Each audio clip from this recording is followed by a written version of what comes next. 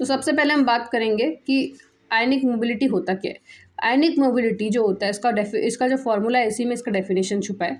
इसका फॉर्मूला है जिसको कि आप म्यू से रिप्रेजेंट करते हो, speed of ion divided by potential gradient. Speed of ion का मतलब कि डिस्टेंस पर सेकेंड है ना, डिस्टेंस ट्रैवल्ड बाय आयंस पर सेकेंड।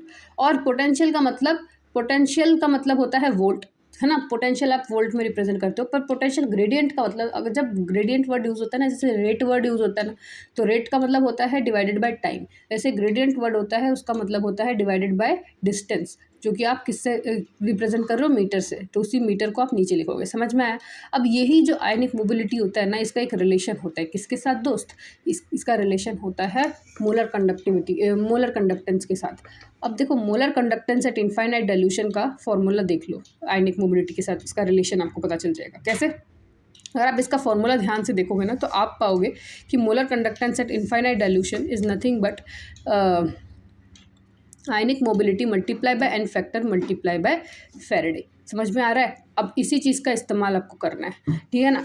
अब आपके पास मोलर कंडक्टेंस है, इसको अगर मैंने डिवाइड कर दिया एनएफ के साथ, तो आपको क्या मिल जाएगा, इक्विवेलेंट कंडक्टेंस। वही चीज़ यहाँ पे बताया गया है। इक्विवेलेंट कंडक्टेंस कुछ और नहीं है, इसमें से एनएफ को हटा दो तो आपको इक्विवेलेंट कंडक्टेंस मिल जाएगा मोलर कंडक्टेंस से। अब आपके पास एक क्वेश्चन है जिसके थ्रू आपको इस चीज़ का आंसर अच्छे से पता चल जाएगा कि कैसे चीज़ों को फाइंड आउट करना पड़ता है।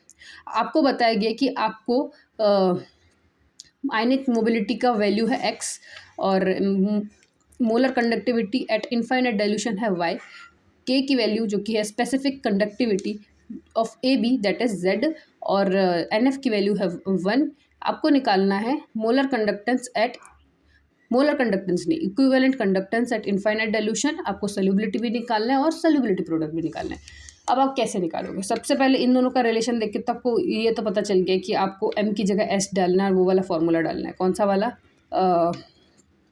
आपको मैंने बताया था कुछ देर पहले, जहाँ पे मैंने क्या बताया था कि molar conductivity is equal to k into 1000 divided by solubility, वो वाला फॉर्मूला डालना है, ठीक है ना। अच्छा, पहले हम समझ लेते हैं कि आप इसको कैसे निकालोगे, इक्विवेलेंट कंडक्टेंस। तो आपके पास है मोलर कंडक्टेंस। मोलर कंडक्टेंस का फॉर्मूला क्या था कि mu into NF into F था ना। पर इसका क्या होता है, इक्विवेलेंट कंडक्टेंस का क्या होता है, आयनिक मोबिलिटी मल्टीप्लाई बाय फेरेडे। समझ में आया।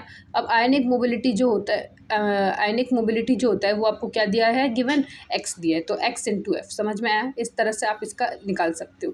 पर इस चीज़ को निकालने की ज़रूरत क्या पड़ी, देखो ध्यान से अगर चीज़ों को देखोगे ना, तो आपको पता चलेगा कि ये molar conductance at infinite dilution, molar conductance नहीं, equivalent conductance at infinite dilution की वैल्यू है। और जब अगर आप इन दोनों को ऐड कर दोगे ना, तो आपको क्या मिलेगा, आपको मिलेगा मोलर कंडक्टेंस की वैल्यू, एक प्रॉपर मोलर कंडक्टेंस की वैल्यू, जो कि है मोलर कंडक्टेंस एट इक्विवेलेंट और इसका इक्विवेलेंट कंडक्टेंस और मोलर कंडक्टेंस को ऐड करना है आपको।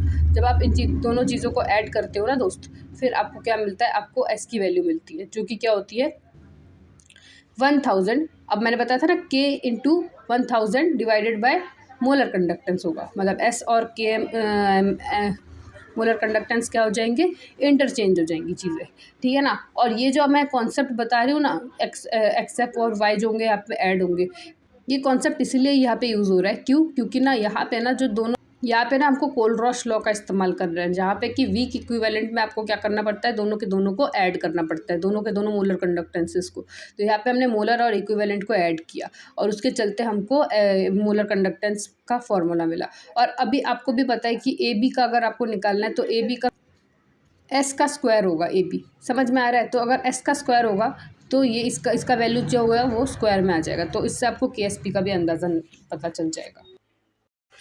तो अब हम लोग बात करेंगे कोलरॉश लॉ का मतलब।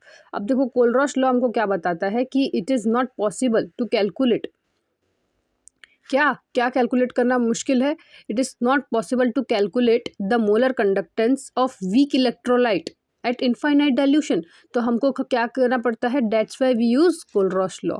क्यों? क्योंकि कोलरॉश लॉ हमको बताता है कि किस तरह से आप, अगर आपके पास एक पर्टिकुलर चीज़ दिया हुआ है, जैसे कि फॉर एग्जांपल आपके पास दिया हुआ है कि H2SO4 का मोलर कंडक्टेंस आपको फाइंड आउट करना है, तो उसको आप कैसे फाइंड आउट करोगे। कोलरॉश लॉ ने बताया कि आप पहले क्या करो, molar conductance of H plus पकड़ो और मोलर कंडक्टेंस ऑफ SO4 2 पकड़ो और फिर दोनों को ऐड कर दो। और उसमें एक कंडीशन ये है कि अगर H के नीचे अगर कोई कोफिशिएंट लगा हुआ है, मतलब कि जैसे कि 2H यूज़ हुआ है, तो यहाँ पे आगे कोफिशिएंट में उसको डाल दो। हाँ, समझ में आ रहा है चीज़ें? मतलब इसके n फैक्टर को मल्टीप्लाई करके सॉल्व करो चीज़ों को, और यहाँ पे n फैक्टर का इस्तेमाल मत करो इक्विवेलेंट कंडक्टेंस में। बस इतनी सी बात करी गई है कोलरॉश के द्वारा।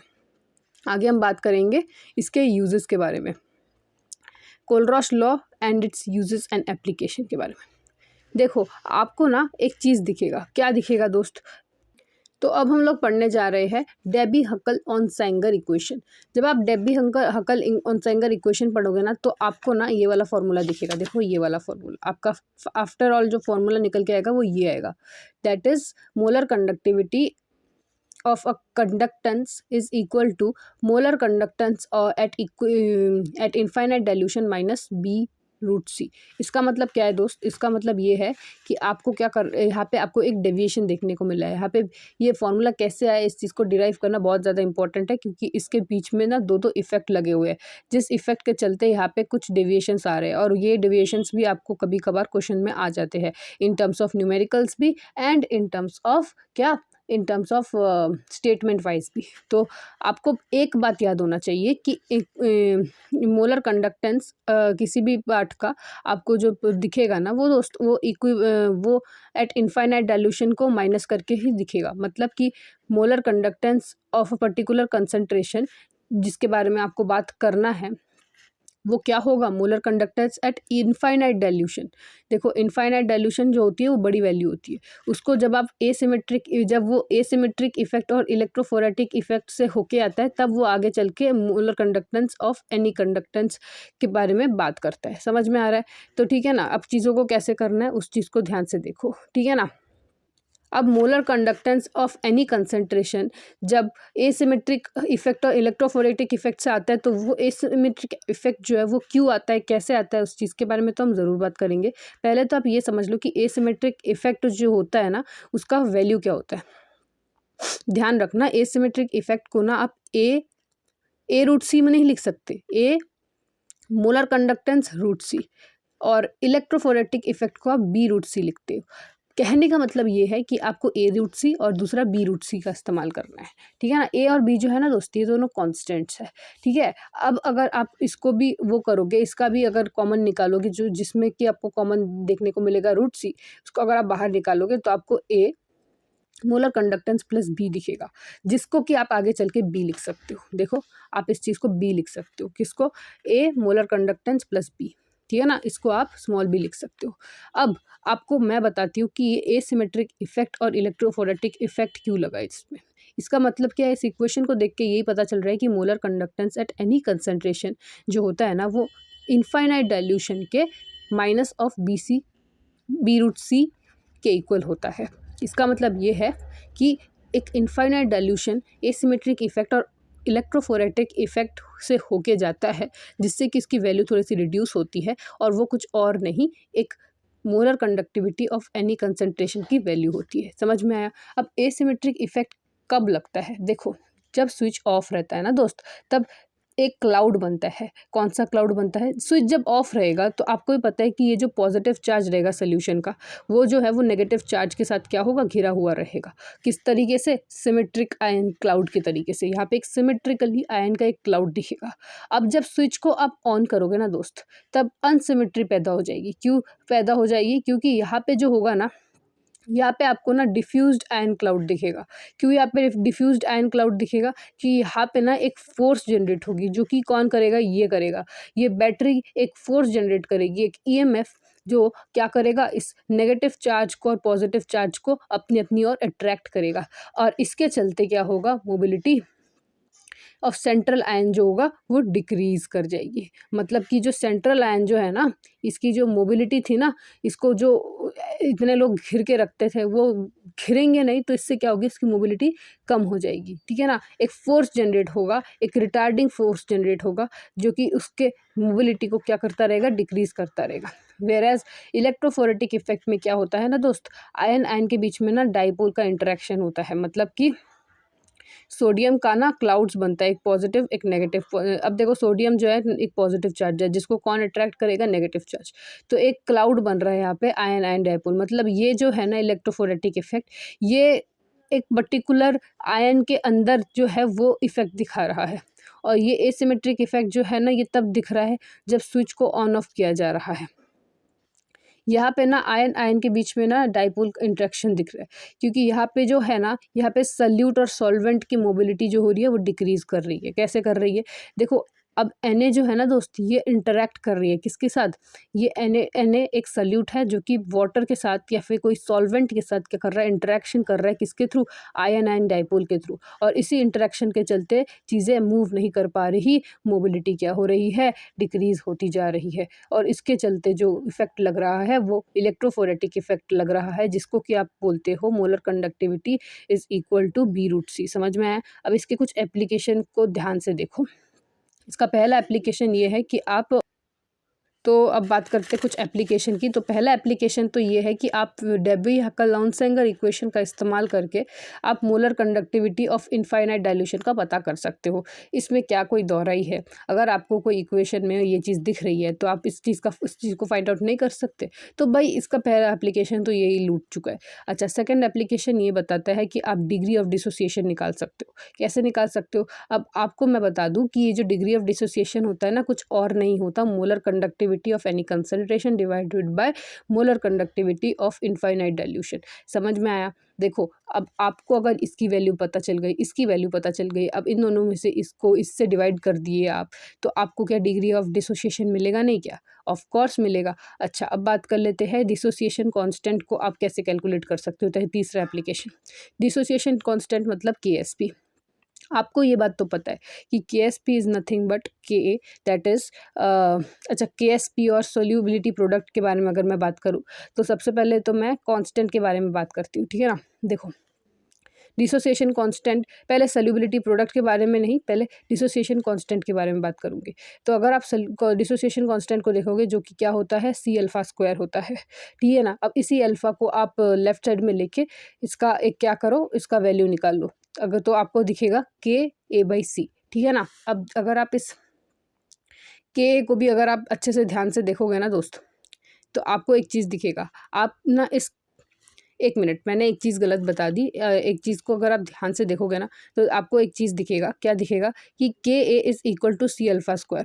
और आपको पता है कि आप अल्फ़ा को क्या लिख सकते हो, अल्फ़ा मतलब डिग्री ऑफ डिसोसिएशन को क्या लिख सकते हो, ये molar conductance of any concentration divided by molar conductance at infinite dilution, लिख सकते हो कि नहीं। और फिर उसका स्क्वायर कर सकते हो, ठीक है ना, वो भी चीज़ कर सकते हो। और इसका वैल्यू इस तरह से भी निकाल सकते हो। तो डिग्री ऑफ डिसोसिएशन के दो फॉर्मूलेज है, वही बता रही हूँ मैं आपको।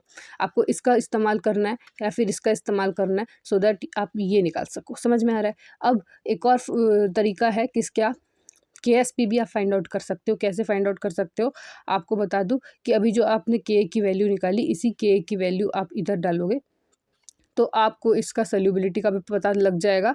और molar conductance of infinite dilution जो आपने पहले निकाला, उसका इस्तेमाल करके आप इजीली K का भी वैल्यू निकाल सकते हो। वही चीज़ यहाँ पे बताई गई। और दूसरा बात कर लेते हैं हम लोग एक्टिविटी कोफिशिएंट के बारे में। अब देखो यहाँ पे कुछ नए नए टर्म्स हैं, इस चीज़ का इस्तेमाल करना बहुत ज़्यादा ज़रूरी है। सबसे पहले हमने क्या पढ़ा था, आयनिक स्ट्रेंथ के बारे में पढ़ा था, मैं रिकॉल करवा देती हूँ। फिर हमने क्या पढ़ा था, हमने आयनिक मोबिलिटी के बारे में बात करी थी। फिर हमने किसके बारे में बात करी, फिर हमने कोलरॉश लॉ की बात करी। फिर हमने क्या पढ़ी, फिर हमने डेबी-हक्कल-लाउनसेंगर इक्वेशन के बारे में बात करी। और अब हम क्या बात करने जा रहे हैं, अब हम बात करने जा रहे हैं एक्टिविटी कोफिशिएंट के बारे में। अब बात करते हैं एक्टिविटी कोफिशिएंट को निकालने का फॉर्मूला क्या है। देखो एक्टिविटी कोफिशिएंट जो होता है ना वो R की वैल्यू होती है, पर हमको यहाँ पे जो फॉर्मूला होता है ना उसमें हमको लॉग लगाना पड़ता है। तो जो, अच्छा इसमें जो R होता है ना, R जो प्लस माइनस में होता है ना, उसको हम मीन आयनिक एक्टिविटी कोफिशिएंट बोलते हैं, जो कि लॉग R में लॉग R के साथ अटैच रहता है।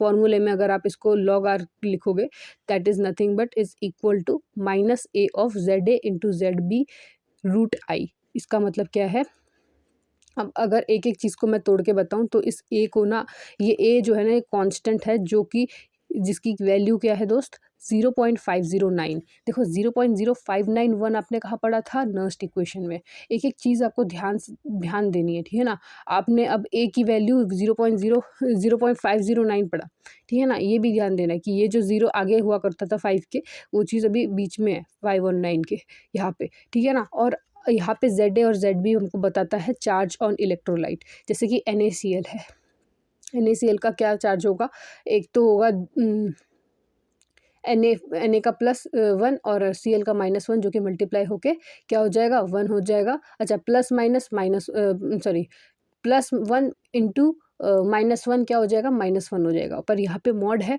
तो यहाँ पे हर एक की जो टर्म है वो पॉजिटिव आ जाएगी, समझ में आया। और आगे नेगेटिव है उसका हमेशा ख्याल रखना। और फिर रूट में आपको आई निकालना है, और ये आई कुछ और नहीं, हमने जो स्टार्टिंग में आयनिक स्ट्रेंथ पढ़ा था ना वही है। अब आपको पता है कि 1:1 का क्या होता है आयनिक स्ट्रेंथ, अभी बताया था मैंने 1:1 का आयनिक स्ट्रेंथ क्या होता है। आपको क्या पता है इसका आंसर? ठीक है, अगर आपको नहीं पता तो चीज़ों को देख लिया जाए, ठीक है ना। इसका आंसर तो वैसे 1:1 का तो 1 ही होना चाहिए, पर मैं आपको बता दूं।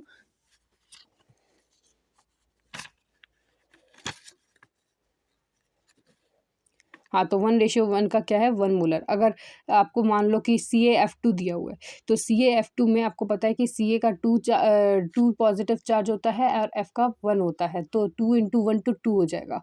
और आपको पता है तो ZB का वैल्यू क्या हो जाएगा 2 हो जाएगा। और रूट आई की वैल्यू क्या हो जाएगी, अगर आप रूट आई को देखोगे तो वहाँ पे आपको CaF2 में आपको एक दिख रहा है 1 चार्ज का और दूसरा दिख रहा है 2 चार्ज का, तो 1:2 या फिर 2:1 भी मान लो, तो कन्फ्यूज़ मत हो यार, दोनों को आप मान सकते हो, ठीक है ना। तो दोनों का क्या होगा 3 मोलर आप लोगे। समझ में आ रहा है चीज़ें को कैसे सॉल्व करना है। या फिर MgOH2 नहीं, MgOH नहीं, MgSO4 में 2:2 का चीज़ दिखता है, ठीक है ना। ऐसे ही आपको चीज़ों को देख के चलना है, ठीक है ना। AlCl3 में आपको ये वाला यूज़ करना है, ठीक है, इस तरह से। चलो अब बात कर लेते हैं हम लोग थोड़ा सा किसके बारे में, कि इसका ग्राफ को किस तरह से डिटरमाइन करते हैं। देखो इसका ग्राफ अगर आप बनाओगे ना log r का और रूट आई का, आपको पता है कि एक नेगेटिव चार्ज है जिसके चलते आपको जो ग्राफ है ना वो इस डायरेक्शन में दिखेगा। अब ये जो है ना दोस्त, यहाँ पे आपको दिख रहा है कि यहाँ पे एक है A, एक है B का स्लोप, एक है C का स्लोप। A के स्लोप में आपको दिख रहा है 1:1, B के स्लोप में 1:2 और C के स्लोप में 1:3। और ये जो है ये आपको इस तरह का क्यों दिख रहा है, मतलब स्लोप एक का छोटा, एक का बड़ा, एक का सबसे बड़ा, ऐसा क्यों? देखो स्लोप में ना आपको क्या देखना पड़ता है, देखो I की वैल्यू देखो I के बीच में और log r के बीच में हो रहा है। ये अगर y हुआ, y = mx होता है कि नहीं स्ट्रेट लाइन के कंडीशन में, इंटरसेप्ट नहीं बनता इसमें। तो m जो है ना दोस्त, वो m यहाँ पे क्या है ZA इंटू ZB, और C जो है ना x जो है ना वो I है, रूट आई है, मतलब कि वो x एक्सिस में लाई कर रही है। तो आपको पता है कि ZA और ZB का चार्ज जिसका जितना बड़ा उसका स्लोप उतना बड़ा। आपको पता है 1:3 का जो चार्ज है वो बड़ा होगा सबसे, 1:1 का सबसे छोटा और 1:2 का उससे भी छोटा। समझ में आया? अब 1:1 किसका चार्ज होता है, NaCl का चार्ज होता है, ठीक है। आप CaCl2 का चार्ज देखोगे तो वो क्या होता है 2, अगर ZA इंटू ZB को बताए तो। हाँ, वही चीज़ यहाँ पे बताई गई है। AlCl3 का क्या होता है, ZA इंटू ZB क्या होगा 3 होगा। तो यही चीज़ मैंने ए के साथ यहाँ तक सॉल्व करके तुमको दिखाया। समझ में आया? ठीक है, अब बात कर लेते हैं, थोड़ा सा ब्राइटनेस बढ़ाते हैं, कि कंडक्टोमेट्रिक टाइट्रेशन के ग्राफ कौन कौन से होते हैं। देखो 5 तरीके के ग्राफ है हमारे पास, हर एक के ग्राफ को हम अच्छे से एक्सप्लेन करते हैं। सबसे पहले बात करते हैं कि स्ट्रॉन्ग एसिड और स्ट्रॉन्ग बेस के बीच में अगर ग्राफ बनता है तो कैसा ग्राफ बनता है। देखो यहाँ पे क्या होता है ना, लेफ्ट साइड में आपको कंडक्टेंस के बारे में पता होना चाहिए और राइट साइड में आपको वॉल्यूम ऑफ NaOH एडिड का क्या होता है ये चीज़ पता चाहिए। तो अगर आप ग्राफ को ध्यान से देखोगे तो आपको पता है कि जब आप NaOH HCl में ऐड करते रहोगे तो आपको कंडक्टेंस क्या दिखेगा, डिक्रीज होता हुआ दिखेगा। क्योंकि अब जो है ना HCl को ना NaOH क्या कर रहा है, घेर के रख रहा है। जो HCl ईजिली डिसोसिएट हो जाया करता था क्योंकि वो स्ट्रॉन्ग एसिड है, उसको अब अगर स्ट्रॉन्ग बेस उसके साथ क्या करेगा, उसके बीच में अगर आएगा तो ऑफ कोर्स जो NaOH है ना दोस्त, वो NaOH में से जो OH माइनस चार्ज है वो H+ के साथ मिक्स हो जाएगा, और जो कंडक्टेंस है ना दोस्त, जो आयंस फ्लो कर रहे थे उस चीज़ को वो डिक्रीज़ कर देगा, उसकी मोबिलिटी कम कर देगा। और एक ऐसा पॉइंट आ जाएगा जब क्या होगा, न्यूट्रलाइजेशन होगा, मतलब NaOH और HCl जो होगा वो क्या होगा, इसकी जो पीएच होगी वो क्या होगी, 7 होगी, मतलब न्यूट्रल हो जाएगा सब्सटेंस। फिर जब आप आगे NaOH ऐड करोगे तो आपको NaOH का क्या दिखेगा, कंसंट्रेशन बढ़ता हुआ दिखेगा। तो यहाँ पे OH नेगेटिव चार्ज क्या करेगा, डोमिनेट करेगा, जिसके चलते अगेन कंडक्टेंस होगा। मतलब यहाँ पे H+ आयन जो है वो क्या कर रहा था, डोमिनेट कर रहा था, वो कि धीरे धीरे घटा और इस तरफ OH की वैल्यू बढ़ी। समझ में आया किस तरह से चीज़ें हुई फ़र्क। आगे बात कर लेते हैं वीक एसिड और स्ट्रॉन्ग बेस का। देखो मैं आपको बताना चाहती हूँ कि देखो इन ग्राफ्स को याद करने का एक ट्रिक है दोस्त। आपका काम सिर्फ ट्रिक को समझना है। आपको देखो ये याद करना है स्ट्रॉन्ग एसिड और स्ट्रॉन्ग बेस में क्या हो रहा है। चीज़ें बहुत ऊपर से नीचे आ रही है। वीक एसिड में ना ज़्यादा ऊपर से नीचे, मतलब बहुत ही ज़्यादा ऊपर से बहुत नीचे नहीं आ रही। चीज़ें थोड़ा माइल्डली नीचे जा रही है, स्लोप थोड़ा धीरे धीरे डिक्रीज़ हो रहा है। अगर आप चीज़ों को देखोगे तो स्लोप इतना दूर तक नहीं डिक्रीज़ हुआ, वो बस यहाँ तक आके रुक गया। अब वीक एसिड और स्ट्रॉन्ग बेस की बात करी गई है तो यहाँ इन सारे केसेस में आपको सॉल्ट का फॉर्मेशन दिखेगा। कुछ देर तक सॉल्ट का जो फॉर्मेशन दिख रहा है ना वो आपको थोड़ा सा कम दिखेगा, थोड़ा ज़्यादा दिखेगा, और वो NaOH को फेवर करता हुआ दिखेगा, थोड़ा सा NaOH की तरफ ऊपर जाता दिखेगा। और फिर आगे आप अगर स्ट्रॉन्ग बेस यूज़ करते हो तो वो जो स्लोप है ना दोस्तों वो ऊपर की तरफ जाएगा। देखो इसको देख के ना आप सारे ग्राफ्स को याद कर सकते हो। अगर स्ट्रॉन्ग एसिड है तो ऊपर से बहुत तेज़ नीचे की तरफ आएगा, और स्ट्रॉन्ग बेस है तो नीचे से बहुत तेज़ ऊपर की तरफ स्लोप लेके जाएगा। ठीक है, यहाँ पे देखोगे वीक एसिड है तो यहाँ पे छोटा सा स्लोप दिख रहा है, फिर सॉल्ट दिख रहा है छोटा सा, और स्ट्रॉन्ग बेस है तो खींच के ऊपर की तरफ क्या करेगा, स्लोप लेके जाएगा। या वीक एसिड और वीक बेस को देखोगे ना तो आपको दिखेगा कि ना वीक एसिड में ना बहुत नीचे से, मतलब देखो वीक बेस जो है ना वो ऊपर दिख रहा है आपको। वीक बेस जो है वो जहाँ से शुरू हो रहा है वो कहाँ से शुरू हो रहा है, एक तो नीचे से शुरू हो रहा है और ऊपर से और थोड़ा नीचे जा रहा है। ठीक है ना, थोड़ा सा नीचे, हाँ, क्योंकि ये वीक एसिड है और वो आगे चल के सॉल्ट बना रहा है और एक कांस्टेंट वैल्यू क्रिएट कर रहा है। पर अगर आप इसकी जगह स्ट्रॉन्ग एसिड लोगे ना दोस्त, तो ये बहुत ऊपर से खींच के नीचे की तरफ स्लोप फेंक देगा, और इतना ज़्यादा स्ट्रॉन्ग एसिड होने के चलते वीक बेस बहुत ही ज़्यादा, मतलब डोमिनेट करेगा स्ट्रॉन्ग एसिड, और वीक बेस उसके सामने कुछ नहीं रहेगा, तो वो एक कांस्टेंट वैल्यू ही शो करेगा। ठीक है, समझ में आ रहा है आपको, यहाँ पे कोई सॉल्ट फॉर्मेशन आपको देखने को नहीं मिलेगा। अब बात कर लेते हैं थोड़ा सा एसिड बेस टाइट्रेशन के बारे में, जो कि आपको आयनिक प्रोडक्ट ऑफ वाटर के बारे में बताएगा। नहीं, आयनिक प्रोडक्ट ऑफ वाटर अलग चीज़ है। पहले हम आयनिक प्रोडक्ट ऑफ वाटर के बारे में पढ़ लेते हैं। देखो, आपको पता है कि आप पीएच को आप H+ आयन को पीएच भी लिख सकते हो, मतलब H+ आयन को पीएच में कन्वर्ट भी कर सकते हो। कैसे करते हो? आप H+ आयन को पीएच में कन्वर्ट करते हो, pH is equal to minus log of H+ ion, ऐसे करके। पीओएच भी आप कैलकुलेट कर सकते हो, that is minus log of OH minus ion. तो अगर आपको मैं KW को कैलकुलेट करने के लिए, PKW को कैलकुलेट करने के लिए बोलूँ, KW देखिए तो आपको कैसे करना पड़ेगा, माइनस लॉग ऑफ KW, है ना? तो अब KW क्या चीज़ होती है, उस चीज़ को अगर आप ध्यान से देखोगे तो KW की वैल्यू होती है 10⁻⁻14। हमेशा याद रखना, KW की वैल्यू 10⁻⁻14, KW की वैल्यू 10⁻⁻14, KW की वैल्यू 10⁻⁻14। कैसे आया? अब देखो KW जो होती है ना वो कुछ और नहीं होता, वो 10⁻⁻7 मल्टीप्लाई बाय 10⁻⁻7 को मल्टीप्लाई करके आता है। अब ये 10⁻⁻7 कैसे आया? अगर आप देखोगे ना आपको पता चलेगा कि जो वाटर होता है ना, वाटर एक न्यूट्रल सब्सटेंस होता है। वाटर में जो H+ और OH माइनस का कंसंट्रेशन होता है, पीएच अगर न्यूट्रल है, पीएच अगर 7 है तो उसका H+ कितना होगा, 10⁻⁻7 होगा कि नहीं? और OH माइनस भी क्या होगा, 10⁻⁻7 होगा, क्योंकि दोनों सेम होंगे। दोनों क्या करेंगे, सेम पीएच दिखाएंगे, और दोनों के दोनों को जब आप वो करोगे, अब आपको पता है कि आपको आयनिक प्रोडक्ट निकालना होता है, तो आयनिक प्रोडक्ट आप कैसे निकालते हो चीज़ों का? आपको पता है कि H2 अगर जब डिसोसिएट होता है तो H+ और OH माइनस में डिसोसिएट होता है, और आप जब KW की वैल्यू निकालते हो तो आपको पता है कि KW में क्या होता है, मास एक्शन तो आपने पढ़ा ही होगा, जहाँ पे आपको क्या करना पड़ता है कि प्रोडक्ट के जितने भी कंसंट्रेशन है उनको ऊपर लिखना पड़ता है, फिर उसको डिवाइड करना पड़ता है किसके कंसंट्रेशन के साथ। अरे के इक्विलिब्रियम तो आपको पता ही है ना, अच्छा मैं आपको वहाँ पे बताऊँगी, आयनिक इक्विलिब्रियम में, वहाँ पे भी आप KW को और अच्छे से पढ़ोगे। तो H+ OH minus divided by H2O यहाँ पे क्या होगा, इक्विलिब्रियम, यहाँ पे के यहाँ पे आएगा, और के इंटू H2O क्या हो जाएगा, KW, उसी को बोलते हैं KW। आगे बात कर लेते हैं एसिड बेस के टाइट्रेशन के बारे में, ठीक है ना। अगर आप एसिड बेस का टाइट्रेशन देखोगे ना, तो आप पाओगे कि आपके पास 2 इलेक्ट्रॉड्स होने चाहिए। एक होना चाहिए हाइड्रोजन का इलेक्ट्रॉड, एक होना चाहिए कैलोमिल का इलेक्ट्रॉड। कैलोमिल के इलेक्ट्रॉड्स आपके स्कूल में भी, आपके कॉलेज में भी प्रेजेंट होंगे, क्योंकि मेरे कॉलेज में तो मुझे दिखा, आपका कॉलेज तो मेरे कॉलेज से भी बेहतर होगा। तो इसलिए बात कर लेते हैं हाइड्रोजन इलेक्ट्रॉड के बारे में। तो यहाँ पे आपको 2 इलेक्ट्रॉड्स दिखेंगी। एक इलेक्ट्रॉड है हमारा हाइड्रोजन, दूसरा है हमारा कैलोमिल, और दोनों अलग अलग बीकर्स में हैं। तो जो हाइड्रोजन इलेक्ट्रॉड है ना, उसमें हमको क्या करना है, NaOH का टाइट्रेशन करना है। क्या करना है, NaOH का टाइट्रेशन करना है, और बीच में एक सॉल्ट ब्रिज डालना है, सो दैट यहाँ पे क्या हो सके, यहाँ पे कंडक्टिविटी पूरी रहे, और कंडक्टिविटी यहाँ पे चलती रहे, सर्किट जो है पूरा क्लोज्ड रहे, सो दैट हम इसमें एसिड बेस का टाइट्रेशन कर सकें। तो जब हम इस चीज़ को करेंगे तो हमको एक रिएक्शन देखने को मिलेगा।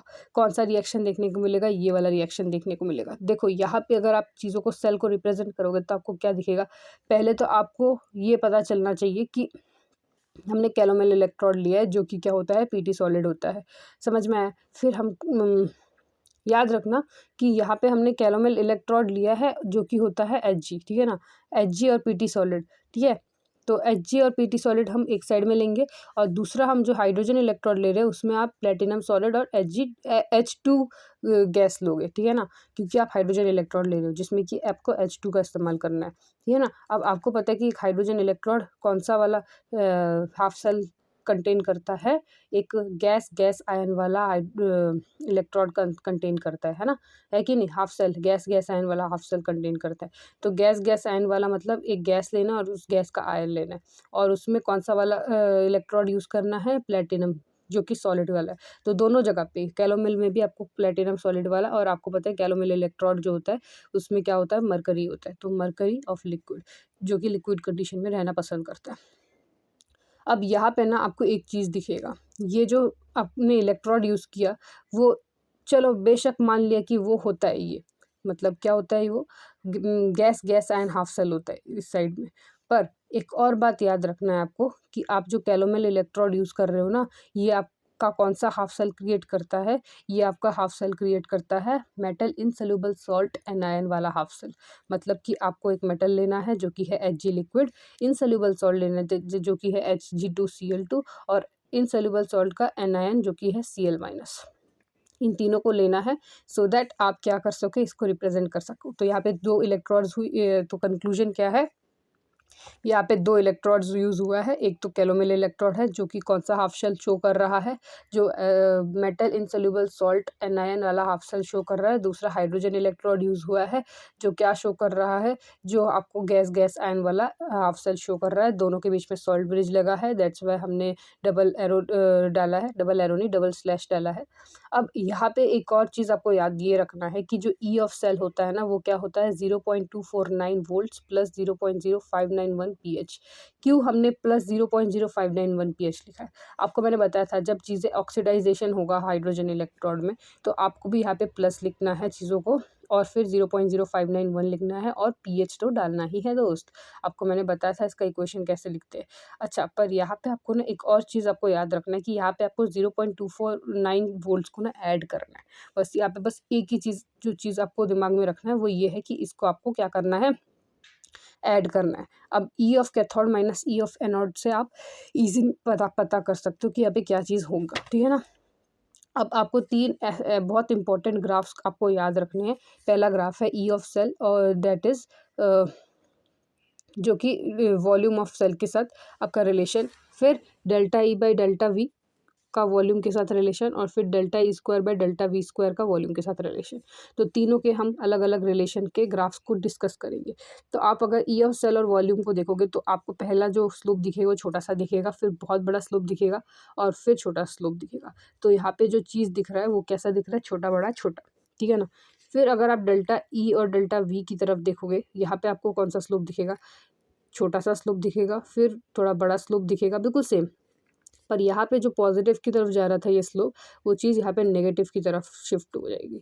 समझ में आया आपको? ठीक है ना। अब delta E square by V square को अगर आप देखोगे तो यहाँ पे क्या होगा, यहाँ पे कर्व वाला मोशन दिखेगा, यहाँ पे चीज़ें कर्व हो जाएंगी। ठीक है ना। यहाँ पे आपको हाइपरबोलिक स्लोप दिखेगी। ठीक है ना। तो अब चीज़ों को आप अगर दोनों को कनेक्ट करोगे तो इस तरह का आपको रिलेशन देखने को मिलेगा। तो ये ग्राफ आपको जस्ट याद करना है। ठीक है, आपको ये एक्सप्लेन नहीं करना है इस ग्राफ को। पोटेंशियल के बारे में थोड़ा सा नॉलेज लेना है। अब तक हमने थोड़ा सा डिस्कस कर लिया पोटेंशियल के ग्राफ के बारे में। तो थोड़ा ध्यान से देखोगे ना तो आपको पोटेंशियोमेट्रिक टाइट्रेशन से रिलेटेड कुछ क्वेश्चन आ सकते हैं। तो 2 क्वेश्चन मैंने यहाँ पे लिखा है। तो देखो पोटेंशियोमेट्रिक टाइट्रेशन में ना जब एंड पॉइंट जो होता है ना, एंड पॉइंट तब आता है जब आपका जो पोटेंशियल होता है उसमें जब कोई जंप आता है ना, तब उस पोटेंशियल में एंड पॉइंट आपको देखने को मिलता है। अच्छा, वो कैसे डिटरमाइन कर सकते हो आप? डी बाई डी वी जब नॉट इक्वल टू 0 होगा और D E square by D V square जो होगा वो इक्वल टू 0 अगर हुआ, मतलब कि ई बाई वी मतलब कि ईएमएफ बाई वोल्ट जो है हमारा, है ना, ये इसका जब डबल डिफरेंशिएशन होगा, सिंगल डिफरेंशिएशन नॉन जीरो होगा, डबल डिफरेंशिएशन 0 अगर हुआ तब आप ये मान के चलो क्या होगा, तब आपको ये दिखेगा जंप इन पोटेंशियल। ठीक है ना। अच्छा अच्छा, अब बात कर लेते हैं हम लोग थोड़ा सा किसके बारे में। अगर आपको कोई ग्राफ दिया हुआ है, ठीक है ना, और आपको बताया गया कि सबस्ट्रेट टाइट्रेशन और प्रोडक्ट के बीच में क्या चल रहा है, सबस्ट्रेट टाइट्रेशन और प्रोडक्ट के बीच में क्या चल रहा है, तो आप कैसे फाइंड आउट करोगे? देखो याद रखना, आपको क्या करना है, बस ये देखना है कि सबस्ट्रेट में टाइट्रेशन, ये टाइट्रेंट बोलते हैं इसको, सबस्ट्रेट एस का मतलब सबस्ट्रेट होता है और पी का मतलब प्रोडक्ट होता है। आपको क्वेश्चन में देखना है कि पूछा क्या गया है, क्या सबस्ट्रेट में नो एब्जॉर्प्शन लिखा है या एब्जॉर्प्शन लिखा है। ठीक है ना, इस चीज़ को देखना है। अगर एब्जॉर्प्शन लिखा है तो आपको वैल्यू क्या रखनी है, ऊपर, मतलब तब आपको पॉइंट जो होता है ऊपर लेके जाना है। देखो ग्राफ ये है, आपको क्या करना है, आपको हर एक ग्राफ के पॉइंट्स देखने हैं कि कहाँ पे कौन सा पॉइंट है। देखो यहाँ पे जो पॉइंट लगता है ना, ये सबस्ट्रेट का होता है, यहाँ पे जो होता है वो टाइट्रेशन का और प्रोडक्ट का बीच में होता है।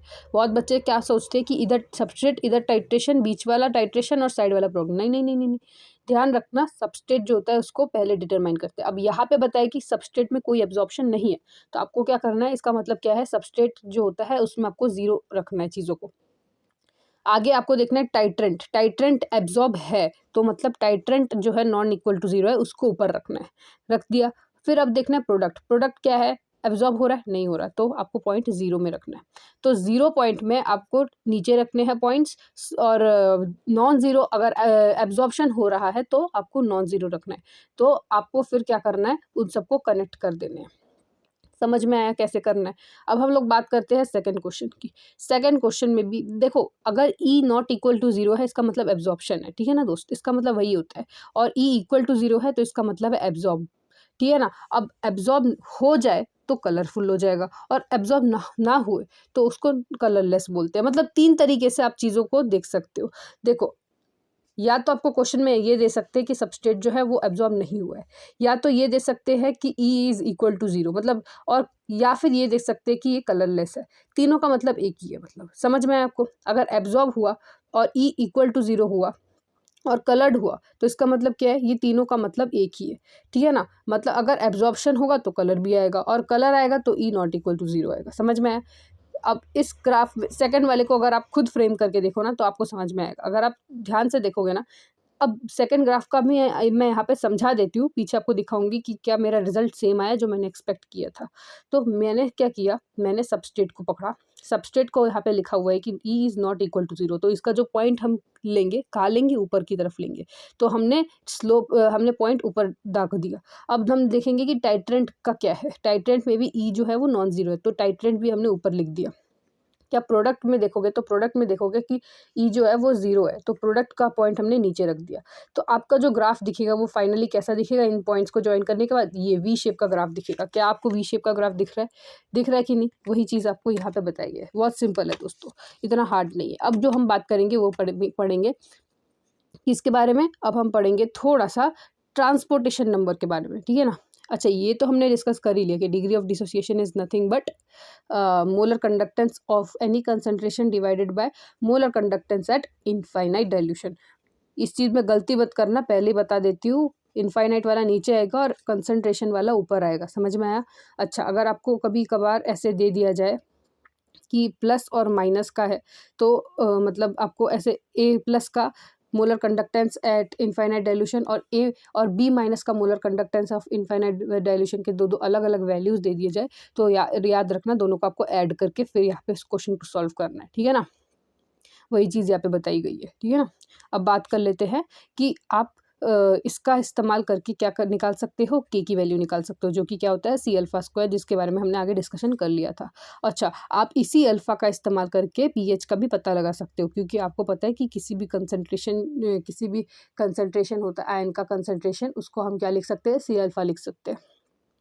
तो H plus is nothing but C alpha and P H is nothing but minus log of H plus, और इसी H प्लस को आप सी अल्फ़ा लिख के क्वेश्चन को सॉल्व कर सकते हो। अब हम बात करेंगे लास्ट जो कि है हमारा ट्रांसपोर्टेशन नंबर। ट्रांसपोर्टेशन नंबर जो है ना, इसको आप क्या बोल सकते हो कि अगर आपको जो क्वेश्चन में दिया है उस क्वेश्चन का उसको आपको ऊपर लिखना है और डिवाइड करना है आपको टोटल के साथ। जैसे कि for example transportation number of t plus, तो आपको क्या करना है क्वेश्चन में, अगर आपको ionic transportation number of ionic concentration, हाँ आपको मतलब जैसे कि आई की वैल्यूज़ दी हुई है 3-4, जैसे कि पॉजिटिव में आई की वैल्यूज़ दी हुई है, नेगेटिव में आई की वैल्यूज़ दी हुई है, हाँ। अब आपको पता करना है कि आई का मतलब आयनिक स्ट्रेंथ होता है, हाँ। ऐसे आपको अलग अलग वेरिएबल्स दिया हुआ है, अगर यू के भी टर्म्स में दिया है और आपसे यू के प्लस वाले का बार पूछा गया है, ट्रांसपोर्टेशन ऑफ प्लस चार्ज का, तो आपको प्लस चार्ज को ऊपर लिखना है और फिर दोनों प्लस और नेगेटिव चार्ज को दोनों को मतलब जितने भी बाकी के चार्जेस हैं उन सबको डिवाइड करना है, ठीक वैसे ही यहाँ पे भी होगा। और एक बात याद रखना, टी प्लस और टी माइनस जो होता है उसकी वैल्यू इक्वल टू 1 होता है, जैसे कि mole fraction of X plus mole fraction of Y का जो सम होता है वो 1 होता है। वैसे ही आपको इसके साथ भी वही करना है, वी के साथ भी, पोटेंशियल के साथ भी वही करना है, मोलर कंडक्टेंस के साथ भी यही करना है, molar conductance at infinite dilution के साथ भी यही करना है। इसका फॉर्मूला मैंने बता दिया आपको, तो मुझे लगता है ये बताने की आपको ज़रूरत नहीं है। एक क्वेश्चन सॉल्व करके देख लेते हैं सो दैट आपका नॉलेज क्या हो जाए, आपके एक चीज़ दिमाग में चला जाए। देखो, ट्रांसपोर्टेशन ऑफ प्लस जो है वो क्या है, एक्स है। आपको इनफाइनाइट डाइल्यूशन दिया गया है ए बी का वाई, और आपको ये क्या है, आयनिक मोबिलिटी, जो कि आपको फाइंड आउट करना है। और infinite dilution molar equivalent conductance का आपको फाइंड आउट करना है, आपको मोलर कंडक्टेंस दिया हुआ है। आप मुझे एक बात बताओ, आपके पास टी प्लस है दोस्त, आप ये नहीं फाइंड आउट कर सकते कि जब आपको ए बी दिया जाएगा, हाँ मोलर कंडक्टेंस ऑफ आपको ए बी दिया गया है और आपको क्या क्या दिया गया है, आपको टी प्लस दिया हुआ है, जो आपको दिया हुआ है उस चीज़ से आप एक चीज़ नहीं निकाल सकते दोस्त। यहाँ पे आपको अगर टी प्लस दिया हुआ है और आपको ये दिया गया है जो कि आपका ये वाला फॉर्मूला बनता है, इसका मतलब ये है कि आपको पूरा ए बी का पूरा फॉर्मूला दिया हुआ है, तो ए बी को पूरा जो है उसको नीचे लिखोगे आप, और आप मोलर कंडक्टेंस जो आपसे पूछा गया है ना, मोलर कंडक्टेंस ऑफ प्लस वाला, है ना, उस चीज़ को आप ऊपर लिखोगे सो दैट आपको मोलर कंडक्टेंस ऑफ प्लस वाला मिल जाए, जो कि क्या होगा हमारा, और टी प्लस को आप एक्स भी लिख सकते हो, है ना। तो इस चीज़ को इधर शफल कर दोगे तो मोलर कंडक्टेंस आपको क्या मिलेगा, एक्स वाई मिलेगा कि नहीं। और इसी एक्स वाई का इस्तेमाल आप, मोलर कंडक्टेंस आपके पास है, अब आपको फाइंड आउट करना है क्या, ये यू प्लस कैसे फाइंड करोगे, आपको भी पता है कि molar conductance is nothing but molar conductivity multiply by N F into F, हाँ कि नहीं। अब इसी मोलर कंडक्टेंस को इधर लिखोगे और एन एफ इंटू एफ को डिवाइड में लेके जाओगे और इस मोलर कंडक्टेंस को आप एक्स वाई भी लिख सकते हो, तो वो एक्स वाई लिख के आप इसको सॉल्व कर सकते हो, सिंपल है। तो चलो अब हम लोग लास्ट कुछ एक ऐसा चिट है हमारे पास जिसके बारे में हम बात करेंगे और हमारा फिर ये पूरा चैप्टर हो जाएगा ओवर। तो सबसे पहले तो यहाँ पे आज हम लोग बात करेंगे हाइड्रोजन के कंसंट्रेशन सेल के बारे में। थोड़ा सा कंसंट्रेट कर देती हूँ कंसंट्रेशन सेल को पढ़ने के लिए। तो सबसे पहले हाइड्रोजन कंसंट्रेशन सेल में आपको 2 चीज़ें दिखेंगी, hydrogen plus I mean gas ion के हाफ सेल्स दिखेंगे, एक तो एनोड में अटैच्ड रहेंगे, एक तो कैथोड में अटैच्ड रहेंगे, दोनों के दोनों प्लेटिनम सॉलिड्स के साथ अटैच्ड है। समझ में आया। अच्छा, एनोड में क्या होगा, ऑक्सीडेशन होगा, कैथोड में रिडक्शन होगा। तो एनोड का अगर हम पकड़ के चले तो एनोड मतलब ये वाला पार्ट। अब इस पार्ट में आपको क्या दिखेगा दोस्त, अगर आप ध्यान से देखोगे ना तो आपको एक चीज़ दिखेगी, क्या दिखेगी कि जो H2 है वो H प्लस में कन्वर्ट हो रहा है। पर आपको भी पता है दोस्त, H2 जो अगर चीज़ों को बैलेंस करके चलोगे तो आपको पता है हाफ H2 का इस्तेमाल होगा एक H प्लस बनाने के लिए और एक इलेक्ट्रॉन को निकालने के लिए। समझ में आया। तो ठीक है, अब मान के अब आप अगर कैथोड में देखोगे, आपको कैथोड में क्या दिखेगा, H प्लस जो है वो हाफ H2 में जा रहा है, ठीक है ना, मतलब इस चीज़ का ऊपर वाले का रिवर्स। ठीक है, आपको एनोड और कैथोड आपको करना गया, दोनों का आपको ऐड करना है, ठीक है ना। ठीक है। आप अगर आप मान के चलो, ठीक है ना, आपको क्या करना है, आपको एनोड को ना P1 मान के चलना है और P1 का जो कंसंट्रेशन है, मतलब देखो गैस में ना आपको प्रेशर के टर्म्स में चीज़ों को लिखना पड़ता है। ये चीज़ मैंने आपको उस वीडियो में भी पढ़ाया था जहाँ पे मैंने फेस टू फेस आपको वीडियो बना के दिया था। उसमें मैंने आपको बताया था कि गैस को प्रेशर से रिप्रेजेंट करते हैं, ठीक है। और ये क्या बोलते हैं, आयंस को कंसंट्रेशन के टर्म्स में रिप्रेजेंट करते हैं। तो इसलिए मैंने गैस को एनोड का P1 कंसीडर किया है और एनोड के कंसंट्रेशन को C1 कंसीडर किया है। वेयर एज यहाँ पे मैंने C2 कंसीडर किया है और यहाँ पे P2, ठीक है ना। अब चीज़ों को अगर आप करोगे सॉल्व तो आपको दिखेगा कि ये इलेक्ट्रॉन इलेक्ट्रॉन कट जाएगा। यहाँ पे होगा हाफ H2 ऑफ P1, यहाँ पे H प्लस ऑफ C2, मतलब इस साइड का सारा लिख दिया इसमें, इस साइड का सारा लिख दिया आपने इसमें। तो आपका जो इतना बड़ा सा टर्म निकल के आएगा, इस चीज़ को आपको क्या करना है, इसका नस्ट इक्वेशन क्रिएट करना है। कैसे करोगे, आपको इतना तो पता है, ये जो होता है ये एज इट इज़ लिखना पड़ता है, सारा झमेला आता है इधर। इधर क्या करना पड़ता है, आपको प्रोडक्ट देखना पड़ता है। प्रोडक्ट में क्या है, C1 P2 लिख दिया। आपको पता है C1 और P2 में जो P2 वाला जो पार्ट है उसमें आपको दिखेगा कोफिशिएंट में हाफ है, तो इस चीज़ को आपको कहाँ पे लिखना पड़ता है, पावर में हाफ लिखना पड़ता है। पता है कि नहीं कि कोफिशिएंट में इस चीज़ को कैसे कन्वर्ट करना पड़ता है चीज़ों को। अच्छा आगे देखो, इस तरफ देखो, लेफ्ट साइड में आपको वही एज इट इज़ करना है, C2P1 और हाफ लिखना है। कर सकते हो, ठीक है। आपको पता है कि मैंने बताया था कंसंट्रेशन ऑफ सेल में E0 की पावर क्या होती है, 0 होती है। तो आपने इसको 0 कर दिया, फिर आपको वही एज इट इज़ चीज़ें मिल गई कि नहीं, ठीक है। अब हम लोग आगे बात करते हैं। जो हमारा इक्वेशन निकल के आया था ये फाइनली, इसको हमने क्या कर दिया, इस चीज़ को हमने एज इट इज़ इसमें लिख डाला, ठीक है ना, अच्छे से, सो दैट हम आगे का स्टेप कंटिन्यू कर सकें। आपको यहाँ तक आंसर मिल चुका है पिछले चिट के अकॉर्डिंग। अब हम लोग बात करेंगे कि इससे आप क्या कंक्लूड कर सकते हो। अब जो आपको आंसर मिला है ना दोस्त, इस चीज़ में अगर आप एक चीज़ देखोगे, अगर आप कंसंट्रेशन के टर्म्स में देखोगे ना चीज़ों को, मान लो C1 और C2, मतलब इस P को हटा दो और फिर आपको जो भी चीज़ दिखेगी ऑफिशियल में, उस चीज़ को अगर आप ध्यान से देखोगे तो आपको दिखेगा कि एक स्पॉन्टेनियस सेल वर्क में क्या होता है। मतलब एक स्पॉन्टेनियस सेल वर्क का मतलब है जब कोई सेल क्या करता है, अपने आप काम करता है, उसका मतलब क्या होता है, ई सेल जो होता है वो ग्रेटर देन 0 होता है। बताया था मैंने पहले आपको, cell will work in normal direction, reverse direction, है ना। तो ई ऑफ सेल जब ग्रेटर देन 0 होता है तब सेल जो होता है वो नॉर्मल डायरेक्शन में काम करता है। अब इससे एक चीज़ कंक्लूड हो रहा है कि C1 जो है वो ग्रेटर है C2 से। क्यों? क्योंकि आपने क्या किया है, आपको पता है कि ई ऑफ सेल जो है ना वो लेस देन 0 है कि नहीं, नेगेटिव में है वैल्यू। तो इसका मतलब क्या है कि चलो मान लो कि C1 और C2 को अगर आप पकड़ के चलो तो वो क्या है, लेस देन 1 है। इसका मतलब क्या है दोस्त, ये C2 को अगर आप इस तरफ शफल करोगे तो C2 जो होगा वो ग्रेटर देन C1 होगा। इसका मतलब क्या है, आपको पता है कि आपने C1 को कैथोड लिया था और C2 को एनोड लिया था। नहीं, C2 को आपने कैथोड लिया था और C1 को आपने एनोड लिया था कि नहीं। ये देखो, आपको दिखा देती हूँ, ये देखो, आपने एनोड में P1 और C1 लिया था, C1 और P1 लिया था, और कैथोड में C2 और P2 लिया था। वही चीज़ हमने बात करी। तो अगर आपने C2 को अगर आपने कैथोड लिया तो आपको क्या पता चलेगा इससे कि H प्लस जो है वो कैथोड का ज़्यादा है एज़ कम्पेयर टू एनोड, ठीक है ना। इससे ये प्रूव हो रहा है H प्लस आयन का कंसंट्रेशन। पर अगर आप देखो, ये जो है ना दोस्त, ये इलेक्ट्रोलिटिक कंसंट्रेशन सेल का है, ठीक है ना। इलेक्ट्रोलिटिक कंसंट्रेशन सेल में H प्लस का जो कंसंट्रेशन होता है कैथोड का वो ज़्यादा होता है एज़ कम्पेयर टू एनोड। पर अगर आप इलेक्ट्रोड कंसंट्रेशन सेल की बात करोगे तो आपको क्या करना है, आप जब ई ऑफ सेल ऑफ P2, देखो इलेक्ट्रोड में प्रेशर को देखा जाता है, वेरेज इलेक्ट्रोलिटिक सेल कंसंट्रेशन सेल में किसको देखा जाता है, कंसंट्रेशन को देखा जाता है। समझ में आ रहा है आपको?